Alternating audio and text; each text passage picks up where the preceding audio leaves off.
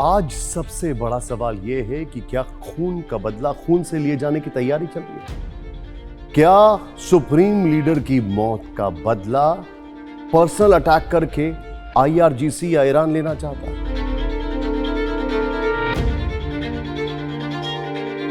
किसके ऊपर यह पर्सनल अटैक की बात हो रही है?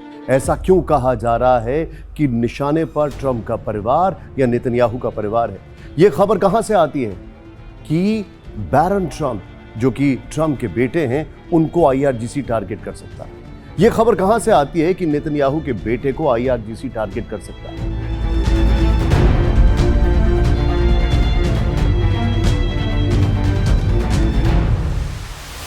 एक बड़ा सवाल, ऐसी खबर क्यों आ रही है कि अमेरिका ने $10 मिलियन की ईरान के आईआरजीसी के कुछ लीडर्स के ऊपर बाउंटी घोषित कर दी है। और इसका मतलब क्या होगा कि अब सैंक्शंस के बाद क्या ईरान के बड़े बड़े नेता, क्या आईआरजीसी के बड़े बड़े नेता टारगेट पर होंगे?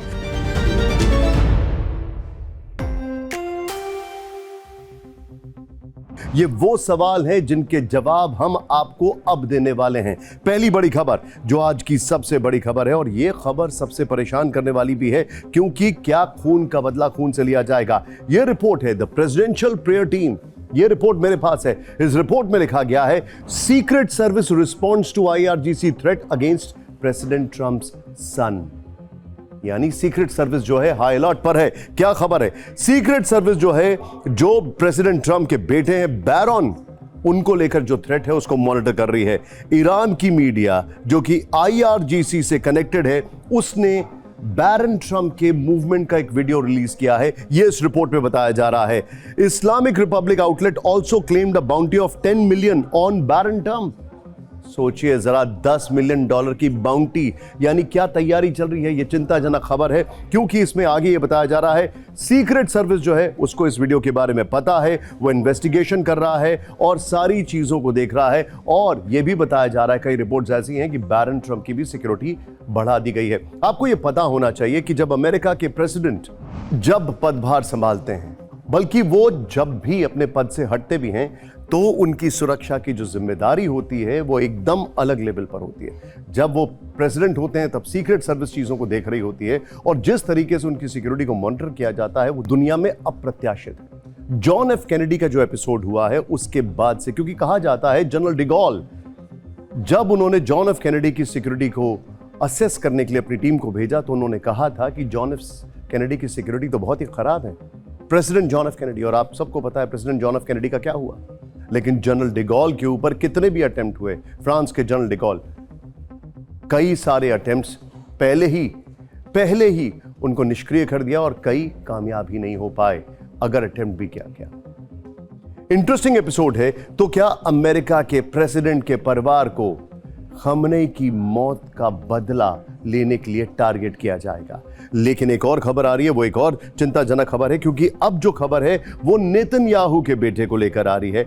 ऐसा रिपोर्ट किया जा रहा है कई मीडिया आउटलेट्स में, और मैं यहां पर मरियम नफाल, जो एक वेरीफाइड सोशल मीडिया इन्फ्लुएंसर हैं, उन्होंने कहा है, नेतन्याहू ने कहा है कि उनके भी बेटे को टारगेट किया गया। यानी ईरान ट्राइड टू असैसिनेट, उनके बेटे को मारने की कोशिश की गई।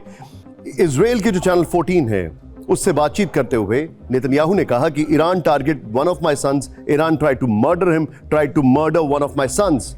ये बहुत बड़ा क्लेम है। नेतन्याहू ने कहा कि उनके 2 बेटे हैं, यार और अवनीर। उनके बेटों को काफी कंट्रोवर्सी भी हो गई जब पूरी दुनिया में ये चर्चा चल रही थी कि इजराइल वॉर जोन में आ चुका है, इजराइल वॉर की तैयारी कर रहा है और रिजर्व फोर्सेस मंगाई जा रही हैं। तो उनके एक बेटे की तस्वीरें अमेरिका से आती थी, जो बड़ा ऐशो आराम की जिंदगी व्यतीत कर रहा है वहां पर। तो कहा गया ये फौज में क्यों नहीं आ रहा है, इसको क्यों नहीं बुलाया जा रहा है। खैर, लेकिन उनके बेटे को भी टारगेट करने की कोशिश की। अब ये दोनों क्लेम्स एक साथ आ रहे हैं, तो ये चिंता पैदा करते हैं। इन दोनों खबरों का एक साथ आना ये चिंता पैदा करता है। इन दोनों खबरों का एक साथ आना क्या ये इंडिकेट कर रहा है कि अमेरिका और मोसाद, CIA और मोसाद मिलकर कुछ बड़ा प्लान कर रहे हैं ईरान में? अब डायरेक्ट अटैक्स के बजाय कुछ और बड़ा करने की तैयारी चल रही है। गेस्ट जो हैं हमारे, एक्सपर्ट्स जो हैं, उनका क्या कहना है ये देखते हैं। सवाल यह है दीपक सर कि क्या ईरान इतनी बड़ी कोशिश कर सकता है कि ट्रंप और नेतन्याहू के बेटे को टारगेट करे? Can they go to that extent? जो मैं देख रहा हूं उसमें दो चीजें होंगी। एक तो आप जानते हैं कि इलेक्शंस की बात चल रही है, तो एक बहुत बड़ा सिंपैथी फैक्टर होता है। फिर एक बच्चे को बैरन ट्रंप का क्या लेना देना इस जंग के साथ? मैं समझ सकता हूं कि अगर ट्रंप का बेटा फौज में होता है, कुछ कर रहा होता, तो आप सोच सकते हैं, लेकिन तो बच्चा है, he is got nothing to do with it. और अगर आप ये करने की कोशिश कर रहे हैं, एक तो डोमेस्टिक सिंपैथी उनके लिए होगी, और दूसरा सर फिर जो ईरान जो कर रहा है, दुनिया का कोई भी देश उसको स्वीकार नहीं करेगा। दिस इज टोटली अनएक्सेप्टेबल कि आप इस तरह से पब्लिकली कह रहे हैं। हाँ, मजाक रखिए, जैसा आपने किया था कि मेक अमेरिका हंग्री अगेन, या फिर जब उसने हॉर्मुज को बोला था, ट्रंप साहब ने मैप में लिखा था कि अब अमेरिकन टेरिटरी है, तो इनका जो कॉन्सुलेट जनरल है चेन्नई में, उसने कहा था कैलिफोर्निया ईरानियन टेरिटरी हो गया। वो हंसी मजाक में करते रहिए, दैट डजंट मैटर, बट ये तो बहुत सीरियस चीज ना। अवार्ड, आप रिवॉर्ड की बात कर रहे हैं। नहीं सर, मेरा नहीं ख्याल कि ये सही हो सकता है, ना उनमें इतनी क्षमता है, क्योंकि अगर हुआ, अगर इन दोनों में से किसी को मान लीजिए ये लोग उसकी हत्या कर देते हैं, फिर Iran is finished for a long time sir. फिर ये बात नहीं आने वाले, ना इजराइल ना America sir. This will be suicide if they try to get this.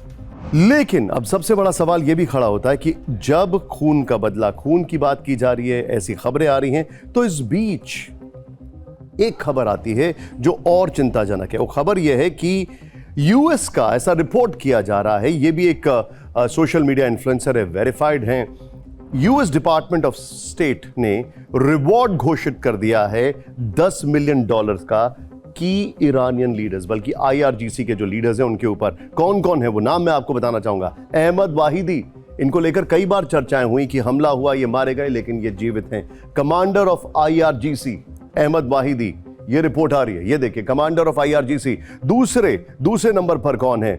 Ali Abdullahi, head of खातम अल अनबिया सेंट्रल हेडक्वार्टर्स। तीसरे कौन है? Sayed Ammani, commander of drone forces, Revolutionary Guard aerospace force. Hamid Reza Lashkarian, ये हैं head of cyber electronic warfare command in Revolutionary Guard. और पांचवें हैं Majid Khademi, commander of Revolutionary Guard corps intelligence office. यानी कि अब क्या इनको भी टारगेट करने की तैयारी है? और ये सारी चीजें क्यों आ रही हैं? ये सारी चीजें इसलिए आ रही हैं क्योंकि जो रिपोर्ट्स आ रही हैं वो इंडिकेट कर रही हैं, पीट हेग्सेथ ने सैंक्शन के बाद अमेरिका के इनको वॉर मंत्री कहते हैं, वैसे डिफेंस मिनिस्टर हैं, इन्होंने कहा US won't rule out any kinetic strikes on Iran. ये एक बहुत बड़ी चेतावनी है। ये इन्होंने कहा कि यूएस जो है वो बहुत बड़ा हमला कर सकता है। तो क्या अब चुन चुन के आईआरजीसी के ऑपरेटिव्स के खिलाफ कोई सीक्रेट ऑपरेशन चलाया जाने वाला है? एक्सपर्ट्स क्या कह रहे हैं हमारे, आइए देखते हैं। सिन्हा सर, सवाल यह है कि अगर आईआरजीसी के लीडर्स के ऊपर $10 मिलियन अमेरिकी डॉलर्स की बाउंटी की घोषणा कर दी गई है, डज दैट मीन कि इजराइल और अमेरिका, मोसाद और सीआईए कोई ईरान के अंदर कोवर्ट ऑपरेशन भी कर सकते हैं?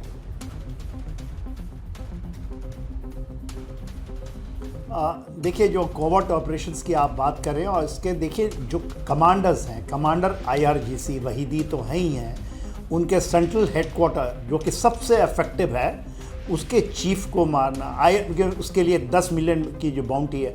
एरोस्पेस कमांडर जो कि बहुत इफेक्टिव है, आईआरजे के साइबर एंड इलेक्ट्रॉनिक कमांड के, आईआरजे के इंट, ये सारे अंडरग्राउंड हैं, मुश्तबा के आसपास ही हैं ये लोग, और वहाँ से ये डायरेक्ट कर रहे हैं। तो आज जो आप कह रहे हैं, मोसाद एंड सीआईए लगातार ये कर रहा है कि इनको एलिमिनेट करें।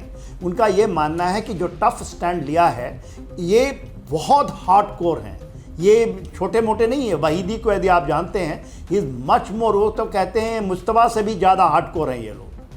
तो ये उनको मारना, वो आपका जो आशंका है वो बहुत ही सही है कि ये तो लगातार जो इनकी साइबर जो चलती है अंडरग्राउंड ऑपरेशंस, वो तो चल ही रही है। वो कभी न कभी तख्ता पलट की ट्राई तो करेंगे, जिसमें फेल हो चुके हैं वो। उसके अलावा जो ग्राउंड ऑपरेशंस की भी तैयारी है, ये सब चीज़ चलेंगी।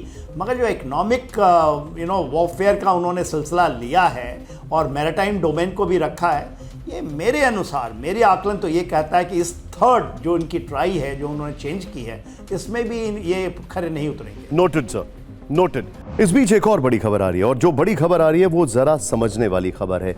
यूएस सेंट्रल कमांड, ये यूएस सेंट्रल कमांड जो वहां पर मिडिल ईस्ट में ऑपरेट कर रहा है, US Marines conduct readiness training aboard USS Boxer while sailing in Arabian C.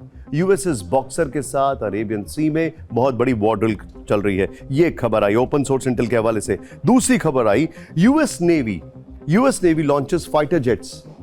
US navy ने, ये इसके वीडियोस भी आए हैं, फाइटर जेट लॉन्च कर दिए। FA-18E सुपर हॉर्नेट विमान जो है वो लॉन्च कर दिए हैं। इसके अलावा पीट हेग्सेथ का बयान हम आपको ऑलरेडी दिखा चुके हैं। क्या ये सारे इंडिकेशंस ऐसे हैं कि कुछ तो बड़ा होने वाला है, कुछ ऐसा होने वाला है जो इकोनॉमिक सैंक्शंस के बाद कहानी को आगे लेके जाएगा? क्या होगा वो? ज़्यादा अपडेट्स के लिए इस चैनल को और TV9 भारतवर्ष के ओरिजिनल्स को आप मॉनिटर करते रहें, और कमेंट जरूर करिएगा क्या आपको लगता है ईरान पर फुल स्केल हमले की तैयारी चल रही है।